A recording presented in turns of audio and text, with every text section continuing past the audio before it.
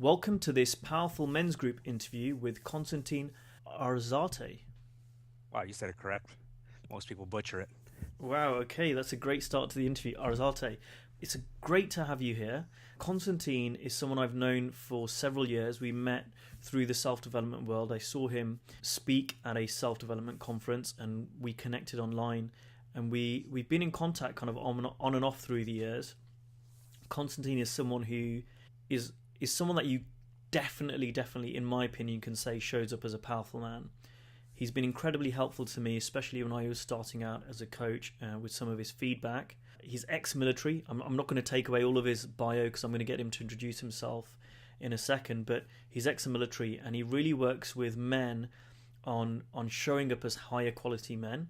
I'm going to be interviewing him and finding out what that means to him, and really gets involved with men showing up and tapping into their warrior spirit. So I'm very excited to have him on the show today. Really looking forward to delving in deeper. I've got a few questions from some of the listeners already because they knew I was interviewing you. So yeah, without further ado, welcome to the show.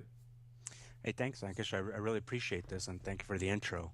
You really hit it on the mark, covering some of the things that I've done with my background. So I appreciate that. Yeah, I mean, I think a lot of people who will be listening to this will know you, and I think there probably will be a good percentage of people that don't know you. So, for those that don't, who is Constantine? Well, tell us a little bit about your background, and then maybe tell us a little bit about how you're different from other men's coaches, because I think you're very different. Just a few highlights, I guess. I came from a family that came from men of men. They were farmers. They worked on the land, and but it was also the Wild West. So my father was a man's man. His brothers were men, but also he was also an alcoholic, which also very abusive with my mother when the alcohol came around. When he wasn't drinking, he was the greatest father in the world. And growing up as a little kid, hearing my mother screams, I mean, at the middle of the night, of my father just chasing her around, beating her as he was drunk in his stupid state. And that really changed the direction in my life of who I wanted to be and what I wanted to do.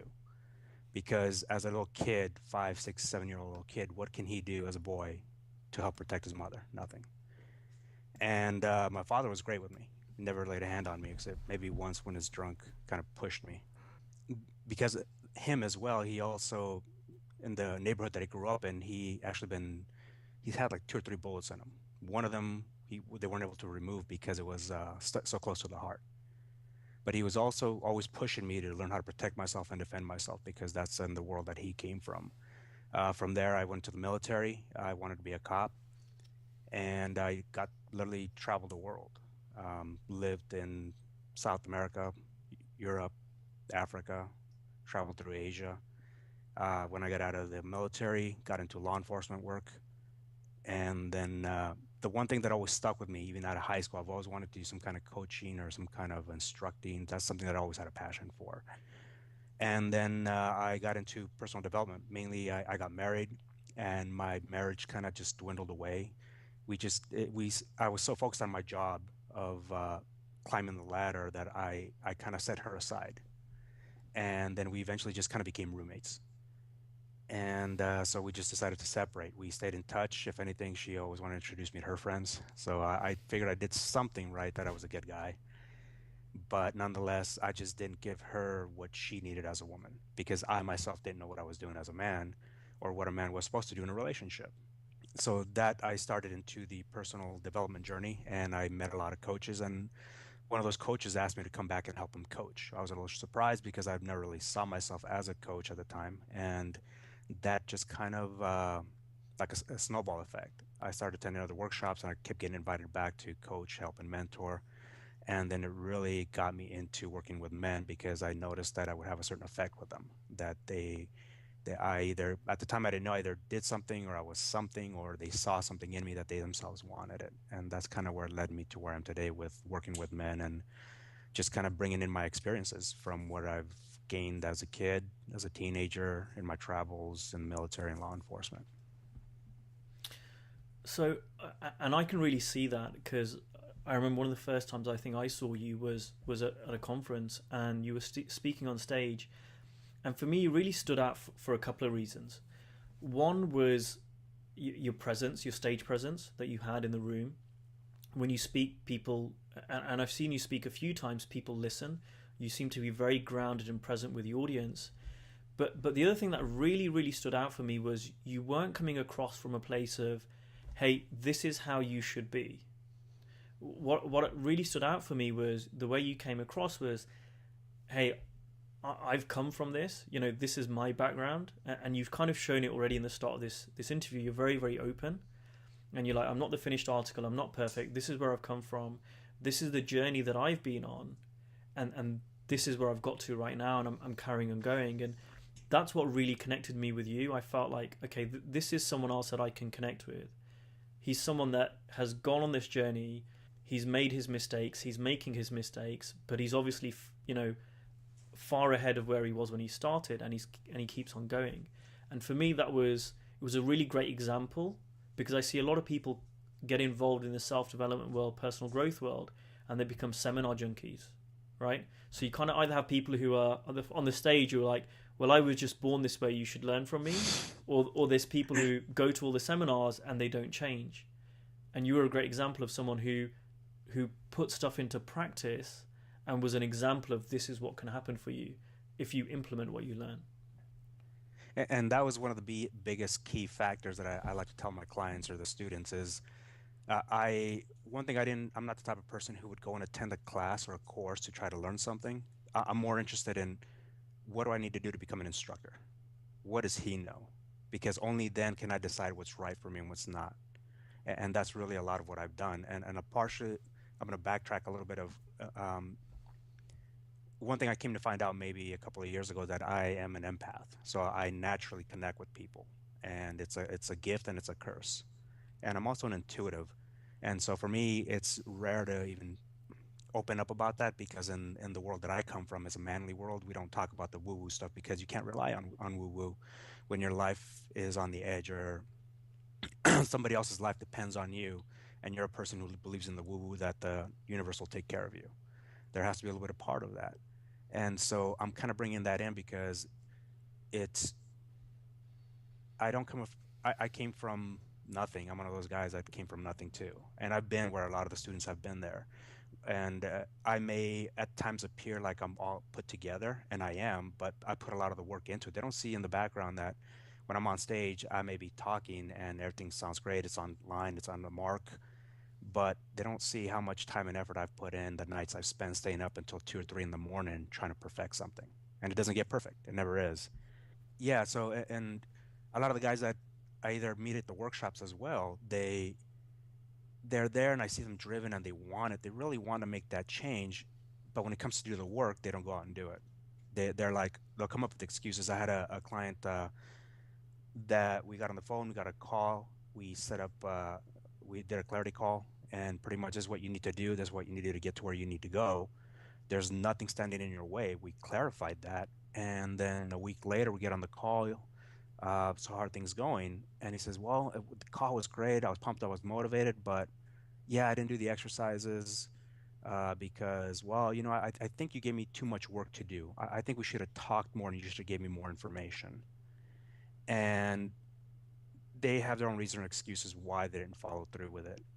And one of the things that made me, I guess, pick up a lot more success and a much quicker is when I got given the assignment, I'm scared, I'm nervous, and I had to switch that from being scared or nervous to just being excited about it. And I just took a chance because using logic, what's the worst that can really happen? And that's the one thing that always was in the back of my mind. What's the worst that can really happen if I go and talk to a business owner if I want to do business with them? Or what's the worst he can say? No, he's not interested. Okay. Most people, they're pretty nice. They're not going to snap at you. They're not going to yell at you. They're not going to throw things at you. Or you're going to go and talk to a girl. What's the worst she can do? She can just say, no, she's not interested. Oh, it's going to sting a little bit.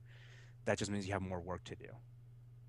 So it's by no means, I have yet to come across anybody that's perfect. And if anybody that tries to come across as perfect, then I know they're a fraud. And I also know they got a lot more, excuse my language, than the average person who's just being open and honest about where they are in life. So I think I went in full circle in a couple of circles there. No, that's cool. We're coming into, I guess, segueing into the question for me really, which I ask all my interviewees, which is what does it mean to be a powerful man? Because I think we're starting to touch on that already. There are four things that I've come to conclude, and I've seen people with lists, like 20 or 30 lists of what makes a man, what makes a powerful man. And I wasn't looking at, I'm trying to be all of them, is there are four qualities that I've come to find out that have garnished me the respect of other men. And that's what I look at. I look at the feedback, not so much as what they're saying, but how do they act around me? How do they react to me? And just thinking back, this is back when I was in the Marine Corps, we were going on it was like about 10, 15 mile hike. So we got about, with the gear and equipment, we probably got 70 pounds, 80 pounds of gear and equipment on us. And we're going up this little hill. And I was a sergeant, and I hear these junior guys, they're like corporals and junior enlisted men behind me, kind of talking amongst themselves. And I hear little words like, Sergeant A, that was me because we were by initials. The guy's a machine, he doesn't stop. And I would hear little smirks here and there say like, I want to be like Sergeant A when I pick up Sergeant, or when I kind of like when I grow up, I want to be like him. Mm. Now, my intention was never to influence these guys to say, be like me, I'm the best, I'm the awesome, so much as just I would go with being leadership by example. That was my biggest thing that I lead on, and I'd like to talk about is leadership by example, because you're being watched 24 hours a day, 7 days a week, whether you know it or not. You're being judged by the people around you. Now, I am not trying to perform and grandstand so much as this is who I am and this is who you're dealing with, and this is how I'm going to carry myself as a professional. They see that and they want to be like that. And if that's what they want, then that's what I'm going to give them. To be a powerful man is just someone who really is speaking your truth, but if you're angry with somebody, remove the anger and just talk to them, but be firm. And that's probably one of the biggest things I've come to find out that people have a hard time with. So for me, is being a leader. And by a leader, I would say as a leader, I look at more as a king who takes care of his kingdom and his people. He goes out of the way to take care of everybody around him. It's what can I do for you? Right when I meet somebody is what can I do for you? How can I help you? And as a warrior, it's not somebody who goes to war so much as somebody who takes that one step, that knows that needs something to be done. It's kind of just having the courage to take the step to say something when you see something is wrong, when you disagree with something. It's just taking the courage. That's what I'm associating with the warrior. And as a lover, the leader, the warrior, the lover is just being compassionate, being empathetic, just to people around you, being caring, showing your emotional side, your vulnerable side. And then as a rogue, which is my biggest key thing, is once again just speaking your truth and being honest and following your path. Don't do what everybody else does. I do not fall to peer pressure by nobody, even my closest friend, even people that I respect. I don't follow to peer pressure. I don't give a shit. This is what I want to do. I'm going to do it. I'll respect their wishes by all means. If there's something they want to do and it sounds good to me, we'll do it. But peer pressure for me does not work in any way, shape, or form. And this is something I had to learn. I always thought I was a good person. I was a good follower. They say to be a good leader, you have to be a good follower. And I was a good follower. But thinking back, I said, I always bump heads with people above my rank structure. I always bumped heads with them. And I said, well, that's kind of strange for someone who's a good follower shouldn't be bumping heads with his leadership. Well, it's because I didn't agree with it. And that's about being a rogue and being a rebel, that I'm not going to do what they tell me to do just because they're a senior to me. I'm going to shake my head. Yes, that's what you want me to do. Okay, that makes you happy. I'll do it. I'll turn around and do my way because I know it's better. And I did it in half the time. But it's just coming across as being more confident. And I want to separate confidence from courage. A lot of guys say, well, I don't have the confidence to do something. Well, confidence is just something that you gain and develop as experience, kind of like taking a hammer and nail. At first, you're going to be very careful you don't smash your thumb. Over time, you do it, you're going to have more confidence and you just do it quicker, quicker, and quicker. Courage is having the courage to pick up that hammer and pick up that nail and say, I got to take this chance. And so what we're really talking about is just having courage. And that's something that I've really had to have on my own as a kid, because my mother and father separated when I was 14. I had to literally become a man on my own. My mother looked to me now to start making decisions because she so relied so much on my father to make decisions. So I had to grow up really quick. And it's just having the courage to do what you want, do what you need to say. And I know I'm kind of going all over the place. These are just things that are popping up for me that I believe I need to cover. So it's not about me pushing my thoughts and beliefs onto others. I'm doing what I need to do. People see that it's working for me, and they also want to follow in my footsteps and in my path. I'm not trying to convince anybody of anything. No different than when we met and I talked with you. I wasn't trying to. I'll ask you questions, and I really wanted to find out who you were and what you're about. And if I can give you something that I've learned, something that I've experienced that have been passed on to me, I'm just passing it on to you. That's going to help you in your direction.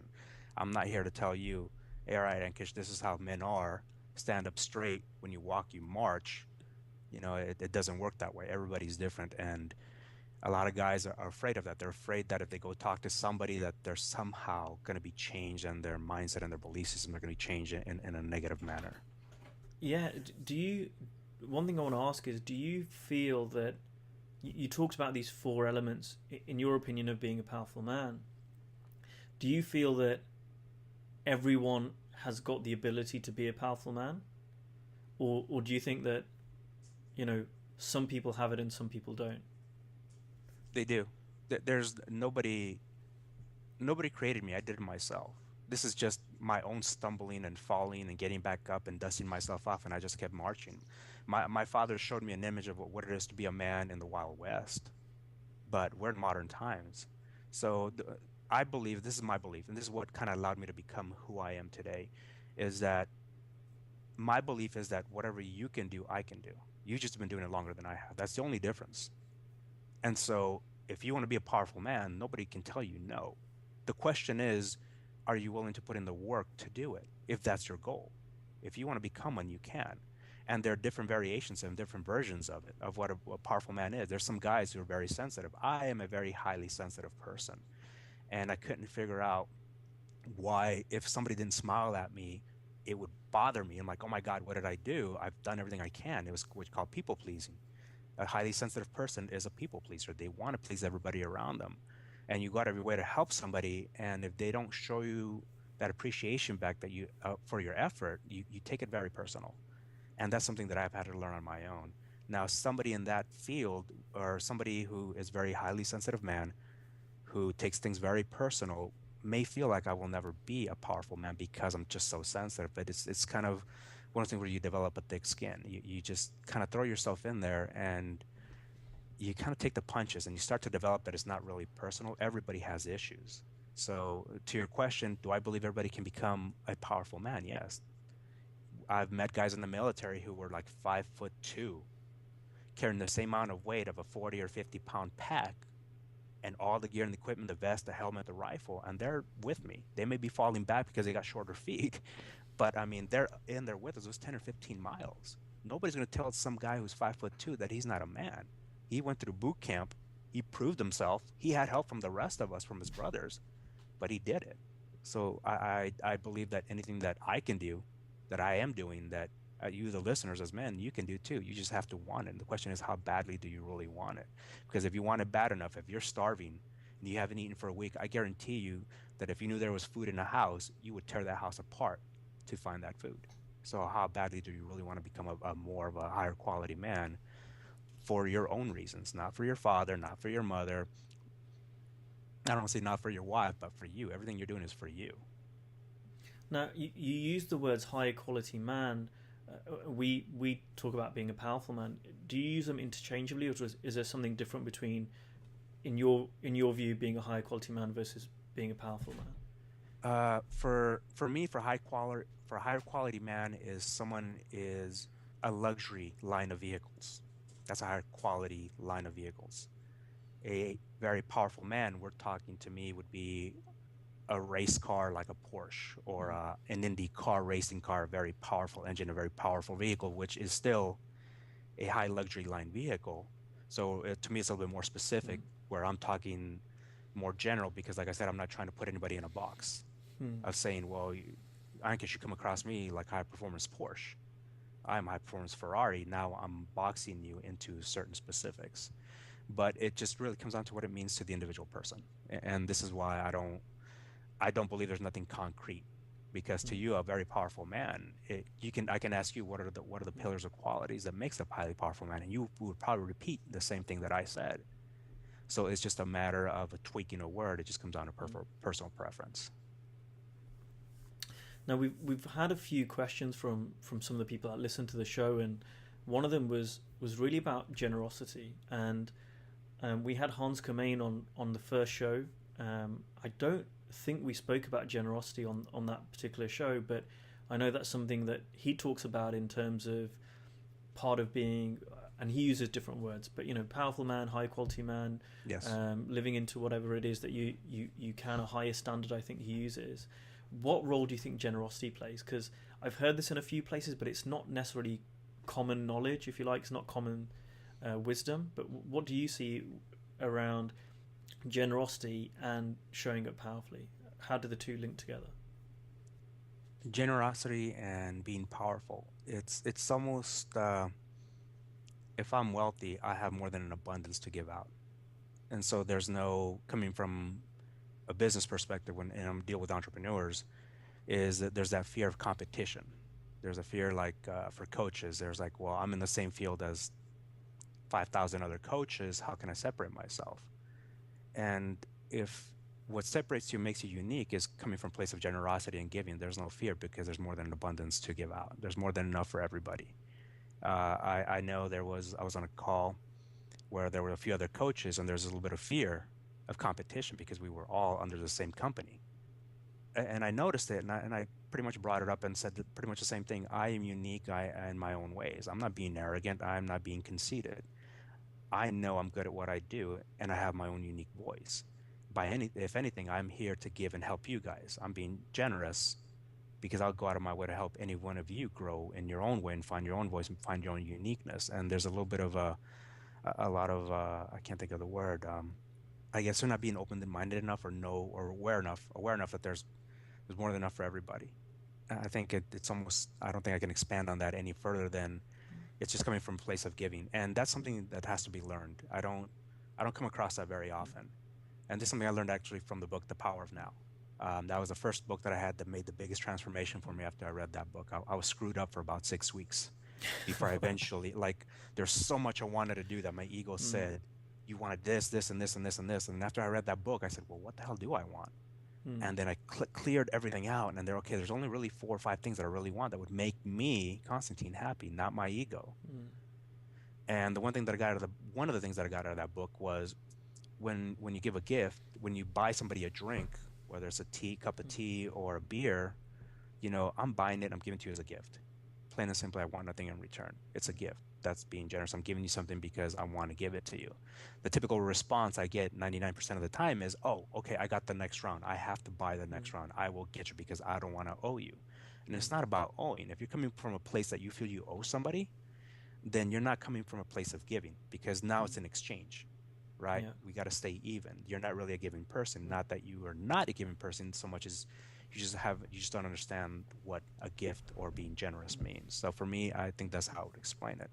And so I give. I'm not expecting anything in return. That's a really interesting way of putting it, and it's something that changed in my mindset because I've got to admit I used to be like that person. I used to be I need it's like a bank balance. If Yeah. someone gives, I need to maintain zero, right? So like if someone Yeah. gives to me, I need to give back. Actually, if Yeah. I went into minus, I used to get really pissed off if I'd done something for someone and like they didn't return it. I'm like, what, man? I was generous to you. It needs to be back.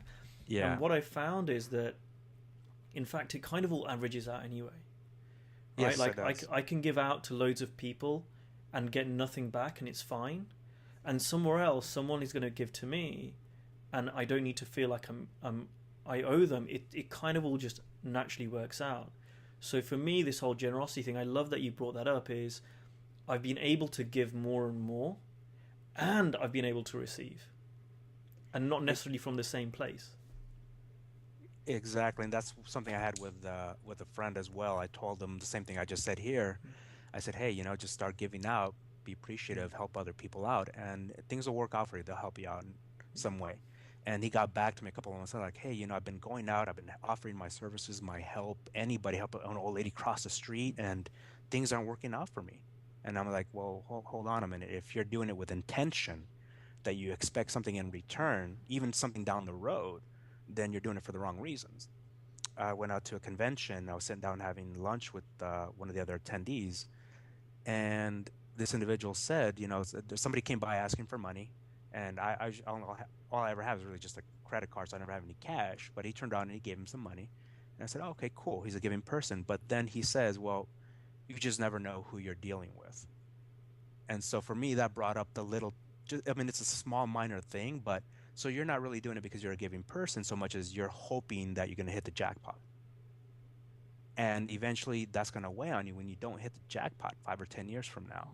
It doesn't come back to you in the way you wanted it, even if it's by somebody, finding your wallet and return it to you. It's just there's that expectation. And without going into, the universe takes care of you, it's something that I call trust and faith.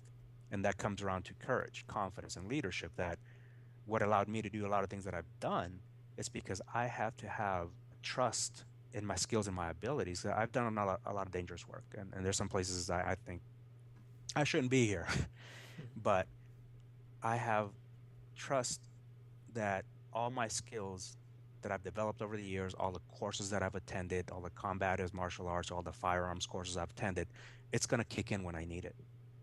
And I have to have faith in myself that it's going to work out for me in the good way. And a lot of people get held back because they have no trust or faith in themselves and their skills and abilities. That's where insecurity comes in. That's where self-doubt comes in, because they just don't have that experience gained because they never took the chance on it, because they never had the courage to take that chance in the first place. I like having different men on the show because I think what you're talking about and the way you're talking about it is very different from the past couple of people. There are a lot of similarities, but I like bringing across different opinions, different viewpoints. The next thing I wanted to talk about was we had someone ask about choices, and I think, or making choices, I think it's the same thing as making decisions. And I think this is a really important topic for men because so many times, you were giving an example of a client of yours who, said there was nothing in their way and then they didn't take action. And a big thing for me recently that's come up is about just deciding. And I think that a lot of men basically don't decide. They say they want something or they say they're heading in a direction, but they're kind of not. It's because they've not really decided to do it. Because once you decide, in my opinion, once you decide to do something, then it's just done. Then it's just details, right? Like the next steps are just details. But people get stuck in this, like, do I do this? Do I do that? Do I really want it? I'm not sure. Could you talk a little bit about that? Yeah, I'm going to take it one step further or backtrack it. I'm going to go down the rabbit hole a little bit deeper on that. Sure. And it is true. There's guys that say, I want to lose weight, I want to exercise, I want to get in shape. And it's really looking at the reason why they're doing it. And if they're doing it because they want to do it for a girl, they want to look better, our egos, right? We want to get the pat on the back, we want to get the compliments, we want to get the girls attracted to us. So they may take those steps and they may decide to take action to get in shape. And so once they make that decision, they may get into it, but eventually other excuses are going to come in as to why they're failing, why they're not following through. And I would say take it one step back and finding out why you want to do it in the first place. Because if you don't know why you're doing it with a really true, worthwhile reason, you're going to quit. You're going to fail. And I actually I belong part of another men's group. And it was something similar to this, that they wanted to do something, they were procrastinating, they weren't following through with it, but they really wanted it. They could see it, they wanted it, they had their vision. I said, well, that's fine, but why do you want to do this? And the example I gave for me was when I went through boot camp, the whole point of boot camp is to weed out all the weak guys, the weak mental guys that can't physically handle, they're not prepared for it. And I said, well, here's the thing. All I could think of was I wanted to get that Eagle Globe and Anchor, that little badge that said Marine. I don't care what to put in front of me. I'm going to go through the mud, through the rain, through the hardship, to the nights without sleep because I really want the end goal. That's why I want that. This is why I want it. This is why I'm going to continue. And I decided that's what I wanted. So if you don't have your why it is that you want to do this and it's not strong enough, then it won't be enough for you to get you from point A to point B. So it is making a decision that I want this, but realize, are you doing this once again? I'm going to backtrack because, and there's something new I'm kind of getting into is why are you doing this? Is it because your parents told you you should be a doctor? You're going to half-ass the work because you're doing it because you want to be a doctor, but it's because it was inputted to you by your parents. Do you want to become an entrepreneur? Why do you want to become an entrepreneur? Is it because you bought into the lifestyle of living in your shorts on a beach on a fucking laptop? I mean, is that really what you want to do when in actuality what you always want to do was be an artist and be produce artwork or a musician, but life hasn't been easy for you? And you said, well, I actually really want have an easier life and I like the idea of the lifestyle of living on the beach and just working online. But deep down, what you really want to do was be an artist and really try to make that work. But you just hear about the starving artists that they don't know how to be successful. Well, I guarantee you put a lot more effort into becoming a musician because you see them. If you've been to Los Angeles or I probably have something up in London, you see them sitting on the corner playing their music with their guitar, just trying to make money while or working as a waiter or as a waitress, waiting to get their opportunity. They're willing to struggle and starve to get that one chance to show the world that they have what it takes. Where other people are saying, "Well, I've it sounds great and wonderful, but it's a dream and I'll never have it." And I can easily make a decision of live the laptop lifestyle or follow my dream of really wanting to be a musician. And so for me, my what I would say is make that decision, but backtrack it. And I would say this is where it comes in with coaching because a lot of guys, it's funny. Part of the men's group I belong, a lot of them say, "I want to do this, I want to do this, I want to do this," and I say, "Well, look, I'm a coach. I can help you clarify that by all means. I'm not here to charge anything. I just love for you to get what you want. At least have a plan." And none of them will reach out to me for that. And they would rather take the advice from somebody from a plumber or a mechanic who says, "Yeah, yeah, that sounds good. Go on. It sounds like a good idea," and they run with that without really knowing deep down why they're doing it. And this is, I guess, where I would lead into the coaching part. I think that's to you get a coach or a mentor or somebody who's been there who'll ask you the right questions, and you're going to figure out what it is you're doing, why you want to do it, and they're going to help you plan it out and get what you want. And that's for me what I've done. I paid for it. I've paid for my coaches. I've paid for my mentors because I want that one-on-one feedback. I can read a book, but it's left me to decide what I want to do. And I have no idea. I'm not the expert. How can I decide for myself what's best or right for me? I know what I like and I know what I don't like, but I'm basing it off feelings. We're not dealing with feelings. We're dealing with logic. 2 plus 2 equals 4. That means that I got to find somebody who knows what they're doing, who's been there, and is going to show me the path, the best path to take versus going off my feelings just because it sounds good and I like it and I go on my own and I fail. Then, well, I guess it didn't work out. It's not going to work out for me. And they give up and they go back to doing their own things. That's a really great segue because I wanted to ask you what are some of the practical steps people can take who are listening to this who want to show up more powerfully. Maybe they want to follow their passion or whatever, and you've kind of started talking to coaching. Is that something you'd say is a real practical step? Is a real solid thing for people to do? If you want to get ahead in life and you want to cut out years worth of struggle and headaches, yes. Because this is something once again that I've learned and been mentored in the military was if you want to become an expert in something, you go to the expert and you have him guide you with the firearms. Do you go out and shoot a gun and oh man, I'll just keep coming back until I hit it right on the dot on my own? Or do you go hire a firearms instructor and say, "Hey, I need you to get me on target. Can you do that?" "Yeah, I'll get you there within an hour, 30 minutes, 45 minutes." And he gets you shooting on target, on the dot, shooting fast, and you pay for it, but you just cut years off of wasting ammunition, wasting money going to the range, paying for it out of your own pocket, the stress and the headache. So it doesn't matter what it is you want to do in life. Find somebody that's been there and done that. Get mentored or find a coach. I got the results that I got with women and in my business and in my life because I found people that were good at what they did. And here's one of the key things when I would attend workshops, I couldn't afford the one-on-one coaching at the time.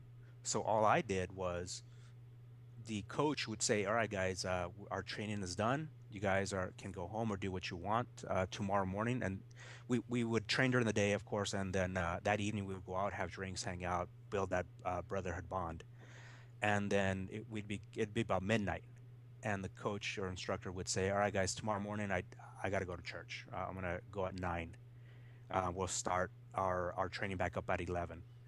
And he says, "Anybody want to go with me?" I'm like, "Really? Who wants to go to church after a night of partying?" I raised my hand. I said, "I'm going."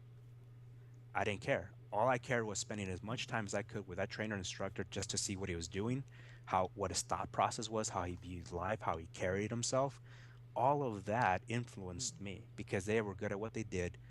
They can, I mean, it just depended on what they did. The people they met with, the connections that I met, just going with him to church is an incredible amount of people that I connected with and met at church from a networking perspective, if that's what I wanted. But going full circle, if you're struggling and you're tired and exhausted and you don't know what to do, find somebody that can help you. And it is an investment, but realize that that's going to pay you back tenfold with relief of the stress, with the relief of your relationships, and in your business. And it, for me, I can't push that enough because that's what got to me where I am today. Reading a book, I recommend it by all means, but you can read a book on how to swim. Good luck. Take a dive off a boat and see how it works out, because that's what it's coming down to. And one last piece I'm going to say is a lot of people don't take life seriously. Anybody that's been to war, anybody that had a car accident where their life was cut close, they have a different perspective on life. They take everything seriously. The fruit they taste tastes juicier. The food that they eat tastes so much better. When they talk to people, they're more appreciative because they realize that life is very short. And so if you're not taking your life and your fitness and your relationships as if today could be your last day, then you're going to regret it and time is going to fly and you're going to be one of those people on your deathbed with regrets of why you didn't do what you wanted to do, why you didn't make that contact with that woman, why didn't you reach out to that one mentor that could have helped you get what you wanted in life. I take life very, very seriously because part of my job that I was doing was, hey, I carried a gun. That could have been my last day. I wasn't going to come home. The people that I was dealing with, they didn't want me to find them, and their intent was to get away either by getting rid of me or hiding. So realize, and this is also to anybody that's been in war and combat, they come back a little different because they see the value of life. They see that life is so fucking short. And if you're not taking it seriously, I advise you to sit down and start realizing that if today was my last day, could I die happy? And that's something I think it came from the American Indians. I don't know, I think it was a Cherokee or something. It's a little variation different, but before they went into combat, they say today is a good day to die. They have lived a full life. They have done everything they wanted to do. And I could have said that by the time I was 27, because I've pretty much done everything that I wanted to do. And now I'm living on the golden side. And so everything that I do, I take it seriously. It's just setting a standard for yourself for yourself and the people around you. I have high standards. People that have come around me, I bring them up to me, and there are certain expectations that they have to meet. If they don't meet those expectations, then they're just going to drag me down and hold me back. This is where you come into selecting the people of who you surround yourself with. Are they boosting you up, or are you dragging you back down? If not, find a new set of friends. I love everything that you said. That there's so much to unpack. I'm going to try and do my best. The first thing that I love what you said about, and this is where I really resonated with you when I first heard you, was around the coaching. It always sounds so self-serving when two coaches, you and I were talking, and we're saying, yeah, get a coach, right? It sounds really self-serving. Well, of course you're going to say that you're coaches, but what I love is that you walk the talk, right? You've invested in yourself, and this is the big thing, right? This is what I love about you. You've invested in yourself, and you continue to invest in yourself. Every time I talk to you, you're always telling me about what you're learning now. Every time, whether it's 6 months or it's 2 months, whenever we catch up, you're constantly investing in yourself. And I see that with myself. I decided to get into coaching 4 years ago, and it was like, I've done everything that I could do, and I want to help others. But my thing wasn't, okay, let me just go and help others. Now it's like, now let me learn. And I've learned more in the last 4 years than I'd done in the decade before that by some margin. And so I think that's great that you are walking your talk. You're not one of those people that says, hey, I kind of got this naturally, but you should hire me because you need me. You're actually saying, no, I had to go through this. I've invested in myself. I think we've both invested tens of thousands of dollars in coaching and our training and development, and continue to do so.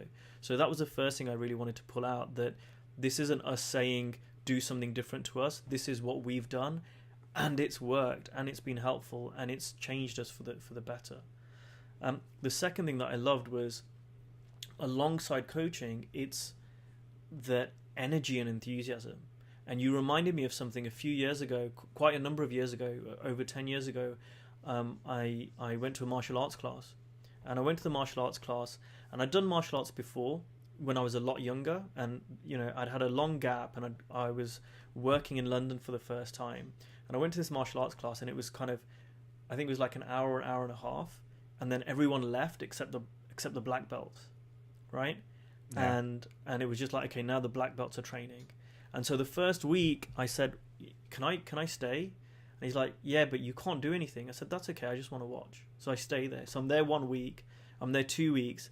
The third week, the instructor's like, come on, just get up. Right? Like, Nice. he just knew. He's like, come on, get up. And I like the first or second belt, and I'm just holding the pads, but I'm learning. And then he's like, right, you get in the ring. I was like, they made an exception for me, and I got so much more value by just hanging around there. And you're absolutely right that I see this now as a coach, that people are there to help you. Like, the world is there to help you if you're willing to ask. If someone, I know you're exactly like this. If someone asks you for help, you're so willing to give. It's the same with me, and it's actually the same with all the good quality coaches. Yeah. Right? People that won't help you, in my opinion, that's a warning sign not to work with that person. But generally, a lot of people will help you if you just ask. You don't need to use lack of funds right now as a reason not to do that. So I love those couple of things that you pulled out there. Really, really valuable. We're fast running out of time, and I just really want to quickly cover one thing before we finish, and that is a question by one of our listeners who said, how do you relate powerfully with other powerful men? This is a very great question, because, and it makes it such a great question, it's a fine line, because you have two kinds of powerful men. There's the kind of powerful men who are driven by ego, and this is something that I've had to deal with my whole life. Like, it has made me a very cautious person, because they see you as a threat. If you're a powerful man, you are a threat to them in one shape or form. And I guess, the only way I can say it has been backstabbed. People have gone out of their way to try to ruin me or badmouth me because they could not see me as an equal. They could not face the fact that if it came down to be choosing between me and this other individual or other individuals, they can see themselves losing to me. Because if you carry yourself as a powerful man, as a professional man, you will always, usually, it's kind of like being picked when you play dodgeball or play for a sport. I'll pick this guy versus this guy. And so that's one thing you're going to have to deal with when you start to become a powerful man. You start becoming a threat to other men who I don't consider enlightened. Then you have those that are enlightened, powerful men who don't see you as a threat so much as, what can I do to help you to become even better? That's the difference between when you start becoming a powerful man. And I think you have to repeat the question again, because I started getting caught up into to what I was saying. Just how do you relate powerfully with other powerful men? Okay, so when you start becoming powerful and you see somebody else that's just as powerful as you are, there's already that mutual respect. It's almost like two knights who carry swords. You just kind of bow your head and you see each other. Is there a mutual respect of it? And this just really comes down to personalities. For me, myself, that's how I am, and that's how I carry myself. This is the way I'm describing it, that, I do believe that those who live by the sword eventually die by the sword. And I've accepted that as part of life. So when I meet others, I just give a mutual respect, and I come from a place that the glass is half full, not half empty. So I'm giving them the opportunity to screw it up and screw me over, but I'm still cautious about it. I don't think I go any past that so much as, like I said, just being more aware that I'm still open, but I'm still cautious at the same time, just because that's how the world works. That's the reality of life, that there are people out there who will try to ruin you. And it's just being cautious, but nonetheless, don't let that deter you from who you are and what you want to be.